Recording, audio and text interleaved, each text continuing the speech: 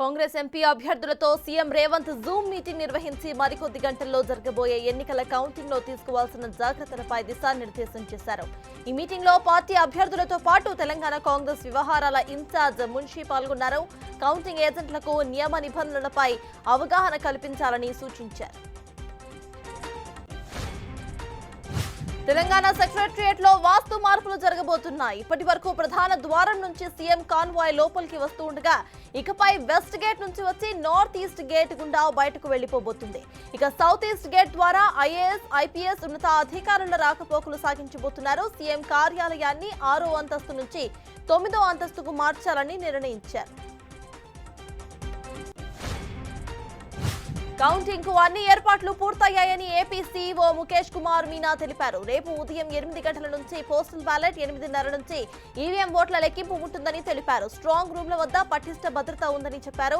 ఈసారి పోస్టల్ బ్యాలెట్లు ఎక్కువగా వచ్చాయని, వాటికి ప్రత్యేక కౌంటర్స్ ఉంటాయని అన్నారు. రాష్ట్రానికి 119 మంది అబ్జర్వర్స్ ను ఈసీ నియమించిందని వివరించారు. ఢిల్లీ లిక్కర్ స్కామ్ కేసులో ఈడీ దాఖలు చేసిన సప్లిమెంటరీ ఛార్జ్ షీట్ లో కవితను A32 గా పేర్కొంది. 1,100 కోట్ల నేరం జరిగిందని, అందులో 192 కోట్ల లాభంను ఇండో స్పిరిట్స్ కంపెనీ పొందిందని వెల్లడించింది.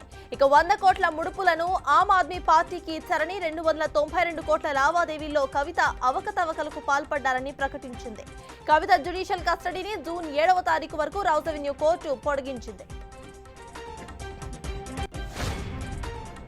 ఎన్టీఆర్ భవన్ లో చంద్రబాబు పార్టీ నేతలతో సమీక్షించారు. పోలింగ్ తర్వాత తొలిసారి టీడీపీ ఆఫీస్ కు చంద్రబాబు వెళ్లడంతో పార్టీ క్యాడర్ భారీగా చేరుకుంది. మరికొద్ది గంటల్లో కౌంటింగ్ జరగబోతూ ఉండటంతో నేతలతో చంద్రబాబు సమావేశం కావడం ప్రాధాన్యత సంతరించుకుంది.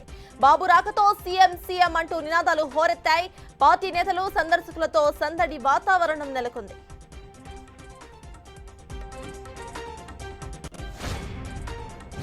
మరికొద్ది గంటల్లో కౌంటింగ్ జరగబోతుండగా సోషల్ మీడియాపై స్పెషల్ ఫోకస్ పెట్టారు ఏపీ పోలీసులు. రెచ్చగొట్టే పోస్టులు పెడితే కఠిన చర్యలు ఉంటాయని ఏపీ డీజీపీ హరీష్ కుమార్ గుప్తా హెచ్చరించారు. రౌడీ షీట్లు ఓపెన్ చేస్తామని, అవసరమైతే పీడీ యాక్ట్స్ ను సైతం పెట్టడానికి వెనకాడబోమని స్పష్టం చేశారు. రెచ్చగొట్టే ఫోటోస్ ను, వీడియోస్ ను వాట్సాప్ స్టేటస్ గా పెట్టుకోవడం, షేర్ చేయడం నిషిద్ధం అని ప్రకటించారు.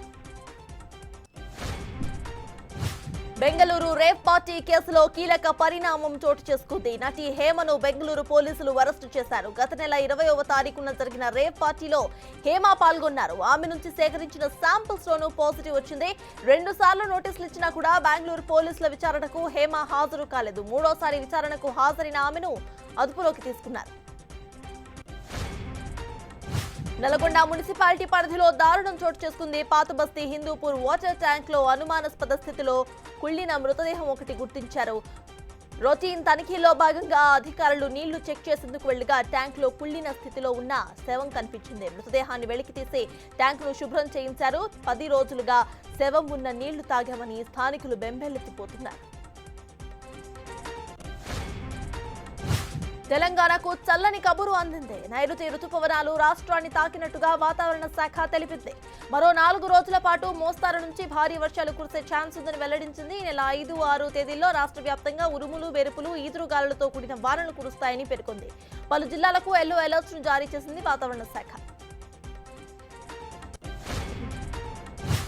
భారత క్రికెటర్ కేదార్ జాదవ్ అన్ని ఫార్మాట్స్ కు వీడ్కోలు పలికారు. తన నిర్ణయాన్ని ఎక్స్ వేదికగా జాదవ్ ప్రకటించారు. మొత్తం 73 వన్డే మ్యాచ్లు ఆడిన జాదవ్ 2 సెంచరీలు, 6 అర్ధ సెంచరీలు సాధించి 1,389 పరుగులు చేశారు.